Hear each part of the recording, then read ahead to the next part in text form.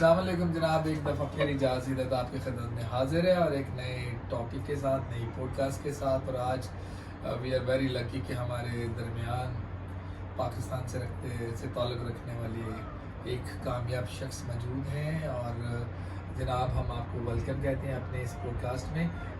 हमारे प्रोग्राम का जनाब नवीद साहब जो वतीरा है, जो तरीक़ेकार है, पहले हम जो गेस्ट जो आते हैं ना, उनसे हम उनका जो तारुफ़ है उन्हीं की हम ज़ुबानी सुनना चाहते हैं। तो जनाब पहले तो आप अपना तारुफ़ सुनाएं कि आपका क्या, कहाँ से ताल्लुक़ रखते हैं, कैसे आप दोहा पहुँचे, क्या आपका प्रोफेशन है, ज़रा प्लीज़ मेरी ऑडियंस है। शुक्रिया एजाज साहब प्रोग्राम में लाने के लिए। मैं अपने ऑडियंस को बता दूं कि मेरा नाम मोहम्मद नवीद सईद है। मैं पाकिस्तान कराची से ताल्लुक़ रखता हूं। अपनी प्रोफेशनल लाइफ का आगाज़ मैंने 2002 के अंदर BSc मुकम्मल करने के बाद हैसियत कंप्यूटर ऑपरेटर किया। अब ये कहना चाहिए कि बहुत ही कम लकी लोग होते हैं कि जो अपना कॉलेज लाइफ में या अपने अर्ली लाइफ के अंदर सोचते हैं कि वो कुछ अपना प्रोफेशनल लाइफ सर आपने जो आपका जो लाइफ है, जो आपका जो करियर है, आपने जो बैचलर किया साइंस सब्जेक्ट में, आपने कंप्यूटर से स्टार्ट किया, यानी जॉब एज ए प्रोफेशन जो आप कहना चाह रहे हैं। जी जी जी। लेकिन जो मुझे पता है आप मेडिकल से रिलेटेड हैं और अभी आप कार्डिक सर्जरी के एक अहम जो शोबा है जिसे कहते हैं कि कार्डिक टेक्नोलॉजिस्ट, जो पूरे जो हार्ट का मुआयना हो रहा होता है, जिसमें आप कार्डियोलॉजिस्ट के साथ उसका सेकंड हाथ होते हैं, मतलब उनके बगैर, आपके बगैर वो कंप्लीट भी नहीं काम होता। आप एज ए प्रोफेशनल आप एक बहुत हाईली स्किल्ड फील्ड में चले गए। तो मेरे ऑडियंस को बताएंगे ये जो कार्डिक टेक्नोलॉजिस्ट होते हैं, यही वर्ड यूज होती है कुछ और? जी जी जी जी। कार्डिक टेक्नोलॉजिस्ट से क्या मुराद है, ये कैसे आप इस फील्ड में आ गए और ये करता क्या है, ये होता क्या है? हाँ, जैसा मैं वही आपको बता रहा था कि अपना असल में मेरे खानदान के अंदर कोई दूर दूर तक मेडिकल फील्ड के ताल्लुक कोई नहीं था, सिर्फ आप ये जाना गए हैं। ठीक है। हुआ ये कि 2004 के अंदर अखबार के अंदर से बस एक ऐसी फ्लैश लाइट गुजरी कि उसके अंदर national institute of cardiology cardiovascular disease, हाँ, जो कि एशिया का पहला कार्डिक इंस्टीट्यूट है। ठीक है। उसके अंदर ट्रेनिंग टेक्नोलॉजीज की जॉब अवेलेबल है, ऑन जॉब ट्रेनिंग। तो उसके अंदर मैंने अप्लाई कर दिया। उस वक्त तक मैं यकीन करें कि मैं उन अफराद में शामिल था कि जो किसी को इंजेक्शन लगते देख ले तो मुझे खुद तकलीफ होने लगती थी। तो उसके अंदर मैं चला गया। जब इंटरव्यू दिया, इंटरव्यू क्लियर हो गया, फिर हमारी अपना ट्रेनिंग शुरू हो गई। इसके अंदर बीच में अपना थ्योरिकल 6 महीने थ्योरिकल चला, साथ में जॉब हैंड ट्रेनिंग भी चलती रही, जिसमें हमें मुख्तलिफ डिपार्टमेंट के अंदर सर्कुलेट करवाया गया, जिसमें emergency, echo department, thallium scan, cath lab, perfusion science. इन 6 महीनों के अंदर जब हमारी रोटेशन मुकम्मल हो गई, उसके बाद हमारा एग्ज़ाम हुआ, उसके अंदर मैं क्लियर कर गया। फिर उसके बाद उन लोगों ने हमें चॉइस दी कि आपने में किस फील्ड के अंदर जाना है। ठीक है। जिसके अंदर फिर मैंने चॉइस करा कार्डिक टेक्नोलॉजिस्ट। ये जो कार्डिक टेक्नोलॉजिस्ट है, जो मुझे समझ आ रहा है, ये आप लोग कैथ लैब में जी जी जी असिस्ट करते हैं, कैथ लैब से रिलेटेड है? जी जी। ठीक है जी, अब वो बताएं। हाँ, तो इस कैथ लैब के अंदर मैंने तकरीबन अपना 1.5 साल की मैंने ट्रेनिंग करी। फिर उसके बाद मज़ीद फर्दर 2 साल की एडवांस कैथ लैब ट्रेनिंग करी। तो आपने फर्दर पढ़ा? अच्छा। हाँ, फिर अल्हम्दुलिल्लाह मेरी अपना ट्रेनिंग के आखिरी साल के अंदर ही मेरी NICVD के अंदर एज अ परमानेंट जॉब हो गई। जॉब मिल गया? जी जी जी। बहुत अच्छी। और जैसी मेरी ट्रेनिंग के अंदर फिर 2009 से लेके 2011 तक मैंने NICVD के अंदर as a permanent cath lab technologist के ऊपर काम करा। फिर उसी दौरान लखनऊ मेरी जॉब सऊदी अरब के अंदर हुई। अच्छा, फिर आप यानी कराची से सीधा सऊदी में चले गए? जी जी। किस हॉस्पिटल को ज्वाइन किया आपने? जी, मैं सऊदी अरब में किंग फैसल स्पेशलिस्ट हॉस्पिटल। अच्छा, रियाद के अंदर। कितने साल का? वहाँ मैंने रियाद के अंदर मैंने ज्वाइन करा जनवरी 2012 के अंदर। अच्छा, 2012 में। हाँ, और उसके बाद से लेकर नवंबर 2012 के अंदर तक मैं कंटिन्यू वहाँ पे मैंने जॉब करी। अच्छा। फिर उसके बाद अल्हम्दुलिल्लाह हमद मेडिकल कॉर्पोरेशन ने मुझे अप्रोच किया। कतर ने आपको अप्रोच किया सऊदी में? जी हाँ, ठीक है। हमद मेडिकल कॉर्पोरेशन दोहा कतर ने मुझे अप्रोच किया। ठीक हो गया। और उन्होंने मुझे एक हैंडसम जॉब ऑफर करी। अच्छा। फिर जाहिर सी बात है कि इंसान अपना आगे फर्दर एडवांसमेंट के लिए मैंने। अच्छा मुझे ये बताएं, सॉरी मैं आपकी बात काट रहा हूँ जी जी कि जब आपको हमद ने ऑफर किया, जब तक आपकी शादी तो हो चुकी होगी मेरे ख्याल में? जी जी जी हो गई ना? जी जी शादी में कब की थी? शादी मेरी 2007 के अंदर ही हो गई थी। 2007 में शादी आपने कर ली? जी जी क्योंकि आपका बेटा बैठा है तो मैं इसी हिसाब से अच्छा, लगा रहा अच्छा, हूँ कि शादी कब हुई थी ये बताएं, क्योंकि दो- मेडिकल के साथ साथ थोड़ा सा आपकी जिंदगी पे भी बात करेंगे ना। हाँ कब शादी की? मेरी शादी 8 अप्रैल 2007 को हुई। 2007 में आप एक रिश्ते इज़्दवाज से, वो जी, जी। लव मैरिज हुई है कि फैमिली? जी नहीं आपको मालूम है पाकिस्तान के अंदर ज्यादातर अरेंज मैरिज अरेंज मैरिज हो गई, ठीक है। ये अरेंज थी लेकिन बाद में लव में बदल बाद गई। में लेकिन लव ये में ब्यूटी बदल ये है कि जब आपकी अरेंज और आप उसको लव करना शुरू करें, यानी कि एक्चुअल आपका लव तो आपकी वाइफ ही होती है, जी, तो जी। वो जिसका सबूत भी है। और अभी आप माशाल्लाह कितने आपके बच्चे हैं? माशाल्लाह से मेरे 2 बच्चे हैं। ठीक है, एक बेटा एक बेटा है मोहम्मद अयान और जो अयान। अयान जो मेरे सामने, अयान कैसे, क्या हाल है? अस्सलाम वालेकुम, क्या हाल है? अयान का आपने तारीफ नहीं करवाया। अयान जो है नवेद साहब के बड़े बेटे बरखुरदार हैं। और कौन सी क्लास में अयान आप पढ़ते हैं? मैं यहाँ पर दोहा कतर में पाकिस्तान इंटरनेशनल स्कूल क्लास प्री-9 में पढ़ रहा हूँ। हाँ माशाल्लाह 9th स्टैंडर्ड में है, साइंस सब्जेक्ट्स के जी, अंदर जी। पढ़ रहे हैं। तो अयान के साथ अयान की बहन भी है, जी जी जी तो वो कौन सी क्लास में है? वो क्लास 6 में, वो क्लास 6 वो भी पाकिस्तान में। दोहा कतर में दिल लगा हुआ है, जी जी बिल्कुल। पर सेकंड होम कंट्री लगता है। जी, और जी, जी। वैसे भी अब आज आजकल रमजान चल रहे हैं, बहुत जल्द ईद भी आने वाली है, तो पापा ने शॉपिंग वॉपिंग करवा दी? जी जी पहले से करा दी थी। करवा दी है? अच्छा ठीक है, वेरी नाइस। अच्छा तो फिर आपकी ज़िंदगी में जो चेंज आया 2007 के अंदर, आप एक शादीशुदा शख्स बन गए, जी जी और कराची जब आप सऊदी अरब गए तो आप इनको लेके गए फैमिली को? इनिशियली मैं फैमिली को लेकर नहीं गया। मैंने वहाँ जाने के बाद अपना थोड़ा सा सेटल डाउन हुआ वहाँ पे मेरा क्योंकि मेरा फर्स्ट टाइम अब्रोड था। अच्छा ठीक है। हाँ तो भी उस वक्त बच्चे हो गए थे? ए, बेटा हो गया था, बेटा और बेटी याद हो हो गई। चुका हाँ था। बेटी भी हो गई थी। बेटी मेरी 6 महीने की थी, बेटा मेरा तक 3 साल का था। 3 साल के। और ये जो आपकी जो वाइफ थी वो फिर आपके पेरेंट्स के साथ थी या वो अपने माँ बाप? जी जी वो अपने पेरेंट्स के, मेरे पेरेंट्स के साथ आपके थी। पेरेंट्स के जी, साथ जी। यानी उनके और आपके एक ही पेरेंट्स जी, होंगे ना, जी। फिर ये दो वाले की बात ही नहीं। हम्म। उनका आपके बगैर दिल लग गया?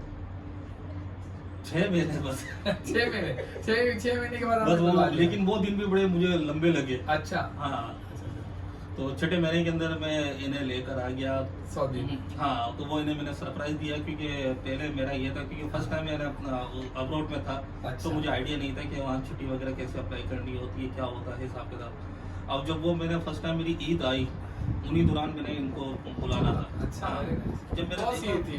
मीठी ईद थी? ईद उल फितर थी। ईद उल फितर यही हाँ। वाली थी रमजान के बाद। हम्म। ठीक है। तो अचानक ही इनकी मैंने फ्लाइट मैंने बुक करवा ली थी, लेकिन जब मैंने देखा यार यहाँ जीसीसी के अंदर तो तकरीबन 10-12 दिन की छुट्टी देते हैं ईद के ऊपर। मैंने कहा यार 11 दिन मैं कैसे गुजारूंगा मैं अकेला। अच्छा अच्छा अच्छा। अचानक ही मैंने प्लान करा कि मैं ना खुद ना पाकिस्तान जाके इन्हें हाँ। लेकर आता हूँ। ठीक है। मैंने मैनेजर से बात करी तो मैनेजर ने मुझे स्पेशल अप्रूवल लेके छुट्टी उस वक्त अप्रूवल दे दी। दे दी? हाँ मैं इन्हें टिकट करके गया और सरप्राइज दिया मैंने फैमिली को ओहो, पहुंच वाह, के। वाह, वाह, वाह।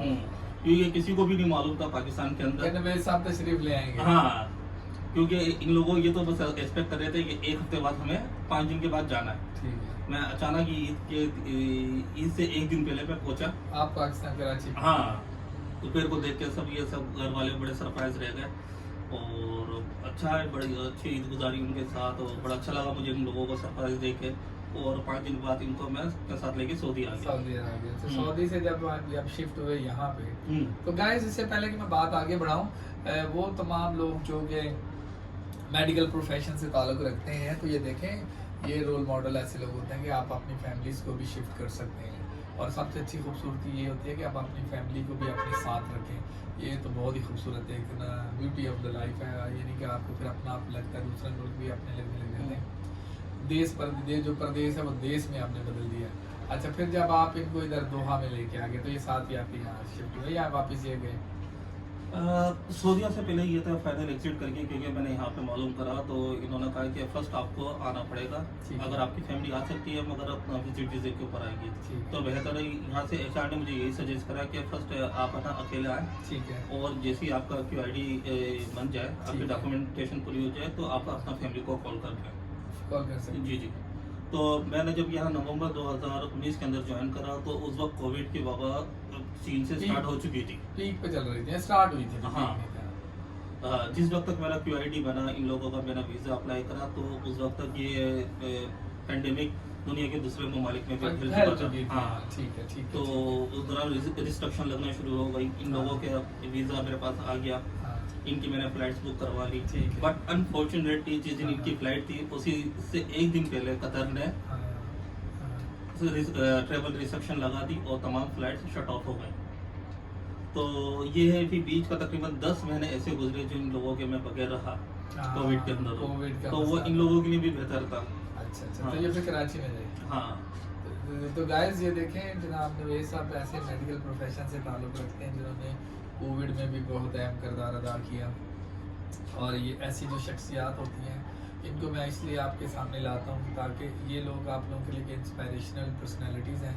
वो लोग जो बैरून मुल्क में रोज़गार के सिलसिले में काम के लिए ख्वाहिशमंद हैं, तो ऐसे लोग आपके लिए आपको आइडियाज़ देते हैं कि जीना कैसे है, फैमिली के साथ लेके जाना, क्या मसाइल आते हैं, वो जो हम बात कर रहे हैं। तो जब ये लोग बच्चे यहाँ आए तो इनका अखराजात मैनेज करना, ये हॉस्पिटल पे करता है, क्या है, क्या हिसाब किताब है, ये बताएं।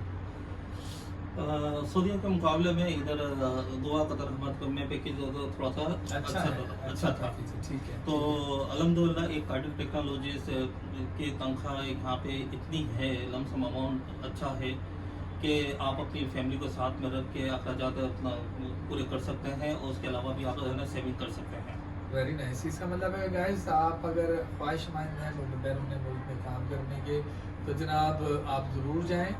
और जब आप जाते हैं तो अगर आपके वसाइल अच्छे हैं, आपको अच्छा रोज़गार है, तो मेरा आपको मशवरा है कि आप अपने बच्चों को, अपनी बीवी को अपने साथ रखें, क्योंकि इससे एक आपको मेंटली एक रिलैक्सेशन भी मिलती है। तो आपका जो टाइम पीरियड काम करने का क्या है, मतलब आपकी जो जॉब है, जॉब ऑफ नेचर कैसी है? यहाँ के 24 आवर करते हैं, ऑन कॉल होती है, या फिर आपके एक डे ड्यूटी है, वो उसके बारे में जरा बताएं। इधर सिर्फ दोहा कतर के अंदर ही नहीं, तकरीबन पाकिस्तान में, इंडिया पाकिस्तान को छोड़ के तकरीबन तमाम ममालिक के अंदर तकरीबन 5 डेज वर्क होता है। 5 डेज 2 दिन छुट्टी मिलती है, 2 दिन छुट्टी मिलती है, जुम्मा। जुम्मा हफ्ता। ठीक है। तो ये है कि यहाँ पे जो जॉब की टाइमिंग है हमारी 7 to 3 है, और उसके अलावा मंथ के अंदर 1 से 2 दफ़ा हम लोग ऑन कॉल बेसिस होते हैं, तो जिसमें हम 24 आवर्स ऑन कॉल रहते हैं। उस 24 आवर्स का मतलब ये है कि किसी भी वक्त कोई भी इमरजेंसी हॉस्पिटल के अंदर अगर ओक्यूट होती है, तो आप स्पेशली लोग बुलाएंगे। मायोकार्डियल इन्फेक्शन के साथ अगर कोई पेशेंट हमारे हार्ट हॉस्पिटल के अंदर प्रेजेंट होता है, ED के अंदर, या किसी भी primary health care centre facility के अंदर, तो सबसे पहले जो टीम एक्टिवेट होती है डॉक्टर्स के बाद, वो कार्डियक टेक्नोलॉजिस्ट और नर्सेज की टीम होती है। ठीक है, ठीक है। तो इस के अंदर हमें जो हमारा रिस्पांस टाइम है हॉस्पिटल की तरफ से हाफ एन आवर है, 30 मिनट, यानी आपको आधे घंटे में हॉस्पिटल में पहुंचना है। या। लेकिन अल्हम्दुलिल्लाह, और जितने भी, सिर्फ मैं ही नहीं, जितने भी कार्डियक टेक्नोलॉजिस्ट हैं और जितने भी नर्सेज हैं, जितने भी डॉक्टर्स हैं, they all are reach within 20 to 25 minutes वो मैक्सिमम। पहुंच जाते हैं। यस। अच्छा, मैं अब बयान से सवाल पूछूंगा आपके के साथ, थोड़ा सा तो तड़का भी लग जाए। यार डैडी टाइम देते हैं, आप पापा बोलते, डैडी बोलते, क्या बोलते हैं? पापा। पापा। तो पापा आपको टाइम देते, ज़्यादा देते हैं या कि मामा देती हैं? वैसे तो जब मैं स्कूल से आता हूँ तो मम्मा के साथ होता हूँ, लेकिन पापा 3 बजे तक आ जाते हैं। 3 बजे तक आ हाँ। जाते हैं। तो फिर मैं पापा के साथ ही होता हूँ। पापा के साथ गेम वेम खेलते हैं, जी, घूमते जी। फिरते हैं, नमाज के लिए भी इकट्ठे जाते जी। होंगे आप लोग। तो जब सोते हैं तो इसका मतलब है कि किसकी याद ज़्यादा आती है, माँ की तरफ या बाप की तरफ?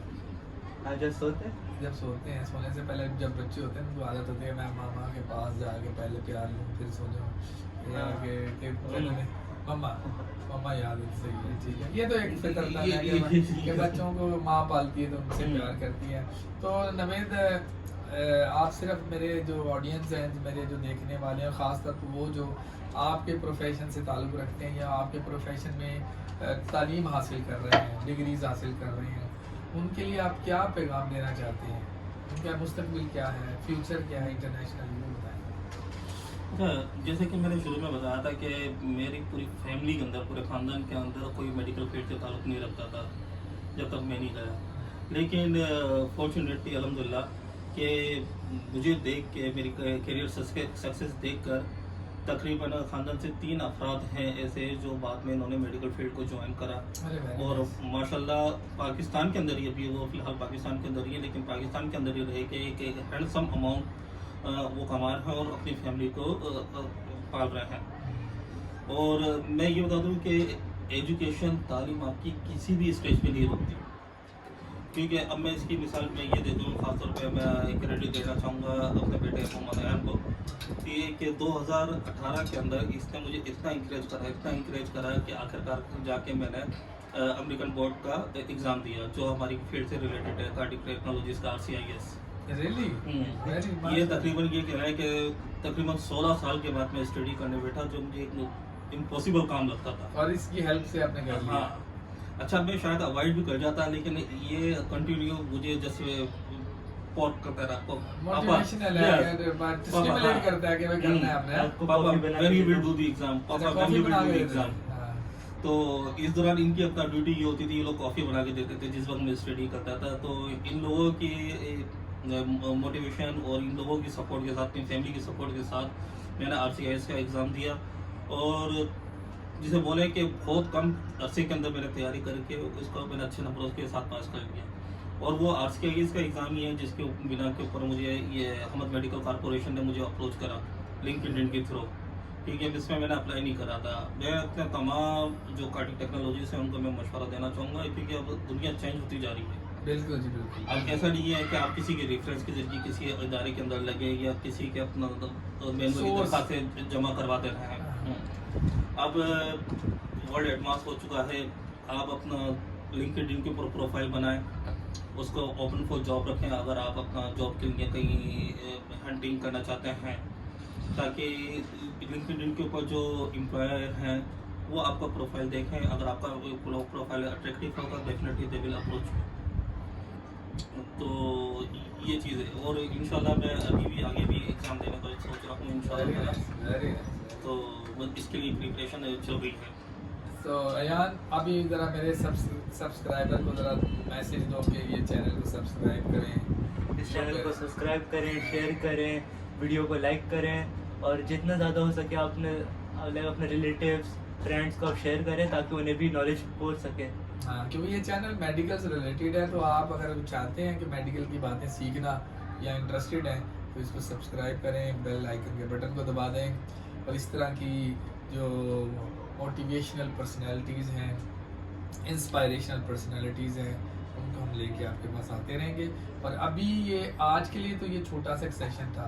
फिर हम आपकी ज़िंदगी के अलावा जो मेडिकल प्रोफेशनल की जो आपकी डीप ज़िंदगी है उस पे भी एक सिटिंग करेंगे। तो जनाब बहुत बहुत शुक्रिया, आपने बहुत ही अपने कीमती वक्त से जो हमें वक्त दिया है। और जी, आप कुछ कहना चाहते हैं? जी, मैं बस इतना कहना चाहता हूँ कि जैसे मैंने अपने पापा को इनकरेज करा कि आप आगे बढ़ के इतना पढ़ें, आप भी ये कर सकते हैं कि आप अपना आपको थोड़ा सा और मोटिवेशन करें कि आप आगे जाके इतना मतलब स्टेज पे पहुंच जाएं कि आपके हिसाब से, हाँ, जैसे वह शेर नहीं है कि खुद ही को कर बुलंद इतना कि हर तकदीर से हाँ। पहले खुदा बंदे से खुद पूछे तेरी बता रज़ा तेरी क्या रज़ा है? क्या है। ये वाला आप कहना जी, चाह रहे हैं? बिल्कुल। यानी कि जो आपका काम बोले कि मुझे चाहिए ये बंदा, जी, जी। लोग बोलें कि प्लीज एम होना चाहिए। एम होना चाहिए। तो गाइस, आपकी लाइफ में एम होना चाहिए। एक नए प्रोग्राम के साथ, नई पॉडकास्ट के साथ फिर हाजिर होंगे। जब तक ये अल्लाह हाफिज़। Very nice.